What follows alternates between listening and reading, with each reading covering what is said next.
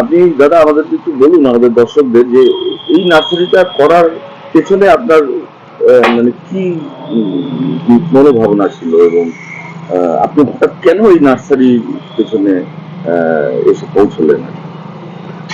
নমস্কার।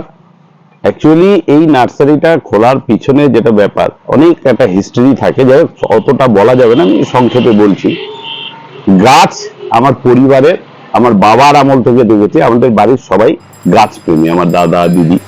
তো আমি গাছ ভালোবেসে এখানে একটা বাগান তৈরি করেছিলাম 14-15 বছর। শ্রীমা ক্লিনিক ও দিনহাটা হেলথ কেয়ার সেন্টারে রোগী দেখছেন প্রখ্যাত চিকিৎসক ডক্টর উজ্জ্বল আচার্য, এক্স সিনিয়র হাউস সার্জন, স্ত্রী ও প্রসূতি রোগ মেডিকেল অফিসার, দিনহাটা মহকুমা হাসপাতাল। এছাড়া এখানে একই ছাদের তলায় রয়েছে আল্ট্রাসোনোগ্রাফি, ফিজিওথেরাপি, ল্যাবরেটরি, ওষুধের দোকান, ডিজিটাল ইসিজি ও বন্ধ্যাত্ব রোগীদের পরামর্শ শিবির। নাম লেখাতে যোগাযোগ করুন 7074646165 এবং 9647600660। শ্রীমা ক্লিনিক ও Dinhata health care centre, Dinhata. সেই থেকে আমি এখানে বাগান করতাম, আর তার জন্য আমার বিভিন্ন নার্সারিতে যাওয়া, তাদের থেকে গাছ কেনা, সেখান থেকে বিভিন্ন প্রতারণা, ভুলভাল গাছ পাওয়া, তার থেকে মনে দুঃখ, আক্ষেপ, এগুলো ছিল। তো হঠাৎ করে আমার জীবনে একটা অনেক বড় একটা শক এসেছিল 5 বছর আগে আর কি। সেটা আমার জীবনে একটা কালো সময় ছিল, অন্ধকারে চলে গেছিলাম। তো সেই সময়টায় আমি কোচবিহারের বাইরে থাকতাম, এটা একটা ট্রিটমেন্ট পারপাস ছিল।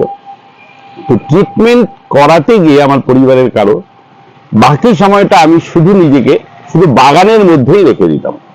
বিভিন্ন বাগান, বিভিন্ন নার্সারি, কলকাতা বোম্বেতে যখন থাকতাম, তো বিভিন্ন নার্সারি খুঁজে বেড়াতাম, বাগান, ওখানে গিয়ে বসে থাকতাম, গাছের কাছে থাকলে যেন ভালো থাকতাম। এটা করতে করতেই মনের মধ্যে একটা চেষ্টা আসলো যে তাহলে আমার যে বাগানটা আছে সেটাকেও তো আমি এই ধরনের একটা পরিণত করলে, আমার বাগান থেকে লোককে ভালো ভালো গাছ দিব, পরিবেশে গাছ লাগাবে, আমার ভালো লাগবে। আরেকটা যেটা বড় সাপোর্ট, সেটা হচ্ছে আমার মিসেস, আমি যতটা গাছ বাসি ও আমার চেয়ে আরো দ্বিগুণ, তাহলে ওকে সাথে পেলাম। তো অটোমেটিক্যালি আমার কালো সময়টা ধীরে ধীরে কেটে একটা ভালো সময় যখন আমি দেখতে শুরু করলাম, তখন ভাবলাম যে তাহলে আমার এই স্বপ্নটাকে সফল এবার করেই ছাড়বো। আর এই কালো সময়ে তো আমার প্রচুর অর্থও শেষ হয়ে গেছে, তাহলে আমাকে নতুন করে অর্থেরও যোগান দরকার। তো ব্যবসা একটা অনেক বড় ব্যাপার। এডুকেশনে আমার কেমিস্ট্রি অনার্স ছিল, এগ্রিকালচার থেকে আমাকে এগ্রিকালচারের লাইসেন্স দিয়ে দিল, যে আমি ফার্টিলাইজারের সমস্ত লাইসেন্স পেয়ে গেলাম, তাহলে আমি ফার্মার্সদের বন্ধু হতে পারবো। এই ভাবনা থেকেই আমার এই নার্সারিটার সৃষ্টি। এবার নার্সারিটা সৃষ্টি করতে গেলে তো একা সম্ভব না, এখানে আমার মামাকে পেয়ে গেলাম, যে দিন রাত 24 ঘন্টা এই নার্সারিটার পাহারাদার হিসেবে নার্সারিটার টোটাল দায়িত্বটাই মামার হাতে অর্পণ হয়ে গেল। আমি বাকি সময় শহর থেকে এসে মামার সঙ্গে থাকি, আর বিভিন্ন বুদ্ধি এবং কিভাবে জিনিস সংগ্রহ করবো সেটাই করি। গ্রামের লোক নিয়ে শুরু হলো সংগ্রাম। মোটামুটি আজকে 4-5 বছরে একটা জায়গায় পৌঁছতে পেরেছি, এটা সকলের আশীর্বাদ। মোটামুটি এখানে কিরকম কত স্পিসিসের গাছ আছে? এখানে আমি সবচেয়ে বড় কথা হচ্ছে, আমি তো ভ্যারাইটিস প্রোডাক্ট নিয়ে কাজ করি। যেমন ফল গাছ নিয়ে যদি বলি, হয়তো ফলেরই আমার কাছে 50-100টা ভ্যারাইটি আছে। এবার যদি বলি একটা আম নিয়ে যখন কথা বলবো, আমেরই আবার 30টা ভ্যারাইটি আমার কাছে আছে। সেই জন্য টোটাল স্পেসিস কাউন্ট করতে গেলে মানে এটা সম্ভবই না। এবার বর্তমানে ফ্ল্যাট কালচারে মানুষ ইনডোর গাছ লাগাচ্ছে।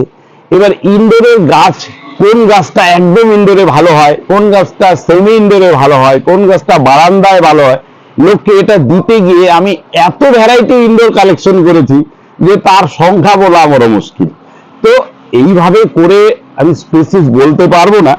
এবার যেন সুপুরি, গ্রামের লোকটা সুপুরি গাছ লাগাবে, গ্রামের লোকরা পেঁপে গাছ লাগাবে, এতে আমার খুব ভালো লাগে যে লোকরা, ফার্মাররা সুপারি লাগাক, ফার্মাররা পেঁপে গাছ লাগাক।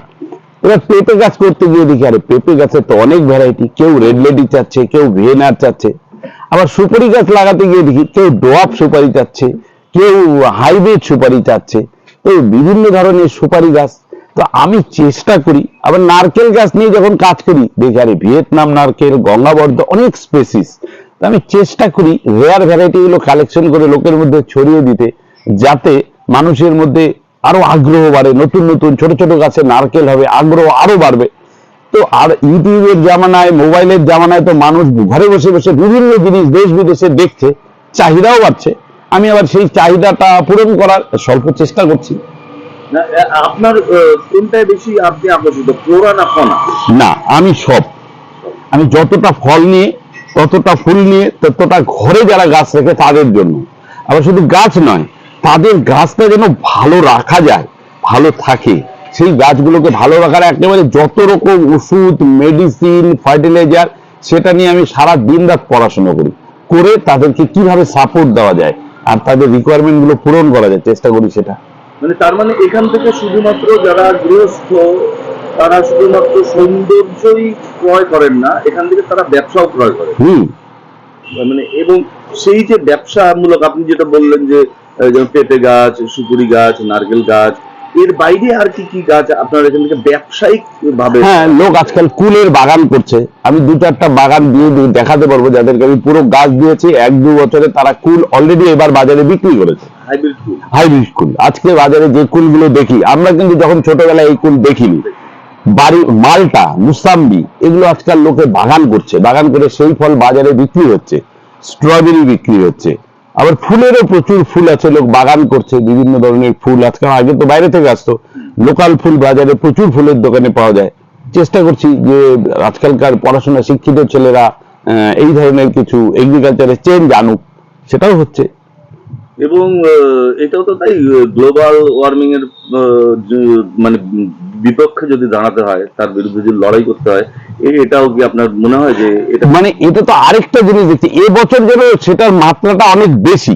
মানে এখনো গাছ লাগানোর ঠিক সেই ওয়েদার আমাদের এখানে আসেনি, বৃষ্টি এখনো আসেনি, কিন্তু অলরেডি আমার মনে হয় প্রচুর ক্লাব সংস্থা অলরেডি গাছ লাগিয়ে ফেলছে, আর তারা সেই গাছগুলোই চাচ্ছে।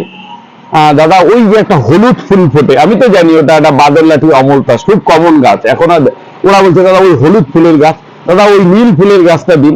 মানে আজকাল প্রতি সানডে বিভিন্ন দিনে ইয়ং প্রজন্ম রাস্তায় গাছ লাগাচ্ছে, আর সেই গাছের আমি যোগান দিয়ে যাচ্ছি। বকুল ফুল, বাদরলাঠি, অমলতাস, কৃষ্ণচূড়া, রাধাচূড়া, আমার খুব ভালো লাগছে। আমি সেখানে হয়তো খুব সামান্য মার্জিনে দিচ্ছি, কিন্তু ভালো লাগছে যে তাদেরকে আমি গাছ দিচ্ছি, তারা গাছ লাগাচ্ছে। আপনি যেটা ব্যানানা ম্যাঙ্গো বললেন, সেটা কেমন বিক্রি হচ্ছে? না, ব্যানানা ম্যাঙ্গো এখনো, মানে না, প্রত্যেকের বাড়িতে বাড়িতে হচ্ছে। ব্যানানা ম্যাঙ্গো এখনো বিজনেস ভাবে কেউ লাগায়নি, বা বাজারে এই ফল এখনো পাওয়া যায় না। তবে আমার মনে হয় ব্যানানা ম্যাঙ্গোর বাগান করলে কেউ নিরাশ হবে না। ব্যানানা ম্যাঙ্গো কিন্তু ফ্রুট বেয়ারিং অনেক বেশি, অনেক ফল হয়, এবং বাজারে উঠলে খুব ভালো দামে বিক্রি হবে, কারণ এর স্বাদ খুব ভালো। আপনার নাম বলবেন, আপনার নার্সারির নাম, বয়স কত? আচ্ছা, আমি তো এই আমার নার্সারির নাম হচ্ছে গ্রিন হোম নার্সারি, আর আমি প্রদীপ দত্ত। তো আমি এই নার্সারি এখানে করছি প্রায় 14-15 বছর থেকে, এখানে ফার্মিং করছি।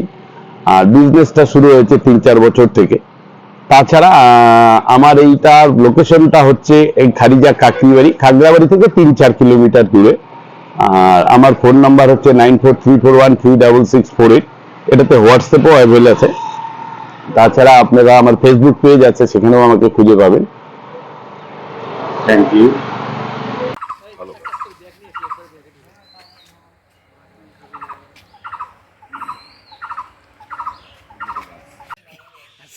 হ্যাঁ আছে তো, ইয়া থাকবে না, স্বপ্ন দোষ থাকবে না, এটা কোনো কথা নেই। এটা লোকাট একটা হচ্ছে মানে খুবই উপকারী ফল। এটা স্পেসিসটা জাপান, এই চীনের, কিন্তু এটা জাপানে এখন এটা সবচেয়ে বেশি আছে। এটার পাতাটা না ওরা চায়ের মতো গরম জলে বয়েল করেও খায়, খুব ভালো এটা। এটা নাকি শরীরের জন্য খুব উপকারী।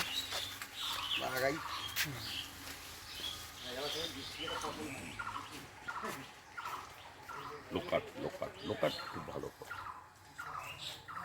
এই যে এইগুলো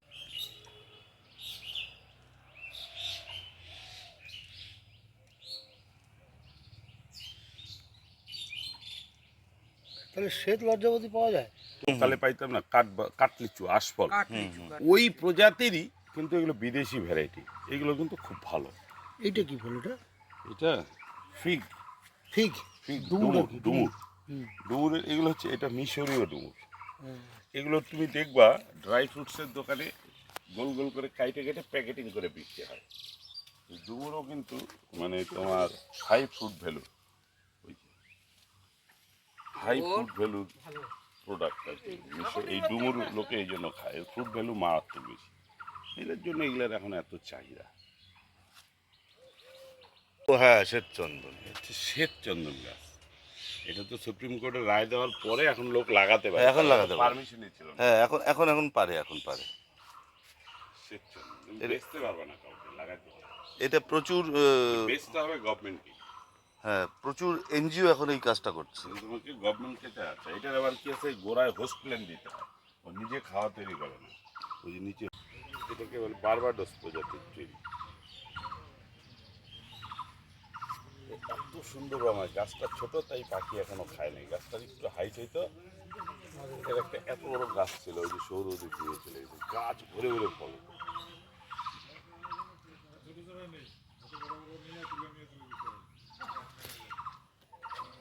এই মুন্ডা, এটা কালারটা রেড, এটা হলুদটা দেখা যায় খুব। এটার ওইটা ওইটা এক না নাকি? না না না, এক একটা এক এক গাছ। এদিকে এক একটা গামলায় কি আরে পদ্ম হচ্ছে। হুম এটা অনেক দুইটা। হুম হুম। এটা তো পদ্ম, এটা নীল, যে রামকৃষ্ণ মতে আছে। নীলপদ্ম।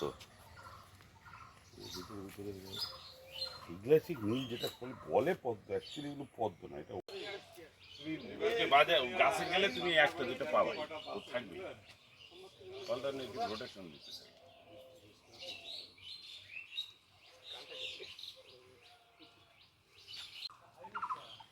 জামরুল, টবের মধ্যে জামরুল। অপু দেখ দেখ, যেমন আমাদের কাছে আমাদের ক্লাবের মাঠে হচ্ছে। ক্লাবের মধ্যে টবের মধ্যে দেখ কি জমে হাতে জামরুল হচ্ছে। এটা তো একদম লাল, লালটা না? লাল হয়ে যাবে, একদম ডিপ লাল হয়ে যাবে, এত বড় বড় সাইজ। এটা মানে এখানে লোকাল জামরুল না,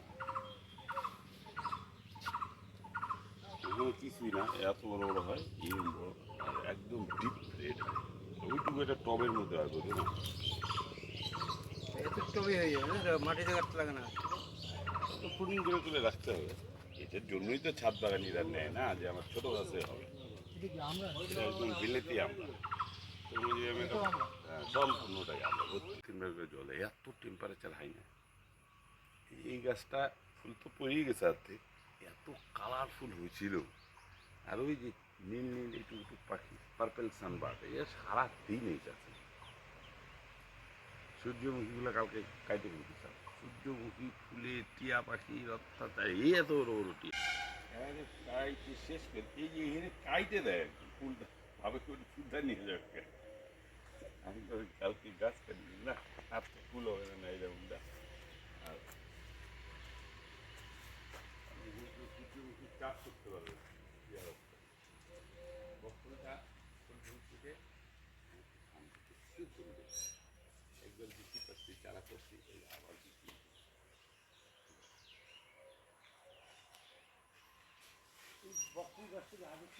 না না, সব আমার, হ্যাঁ হ্যাঁ সব আমার। এই যে এইটা ওই দুটো লিখছি আমার। শ্রীমা ক্লিনিক ও দিনহাটা হেলথ কেয়ার সেন্টারে রোগী দেখছেন প্রখ্যাত চিকিৎসক ডক্টর উজ্জ্বল আচার্য, এক্স সিনিয়র হাউস সার্জন, স্ত্রী ও প্রসূতি রোগ মেডিকেল অফিসার, দিনহাটা মহকুমা হাসপাতাল। এছাড়া এখানে একই ছাদের তলায় রয়েছে আল্ট্রাসোনোগ্রাফি, ফিজিওথেরাপি, ল্যাবরেটরি ওষুধের দোকান, ডিজিটাল ইসিজি ও বন্ধ্যাত্ব রোগীদের পরামর্শ শিবির। নাম লেখাতে যোগাযোগ করুন 7076464165 এবং 9647600660। শ্রীমা ক্লিনিক ও Dinhata health care centre, Dinhata.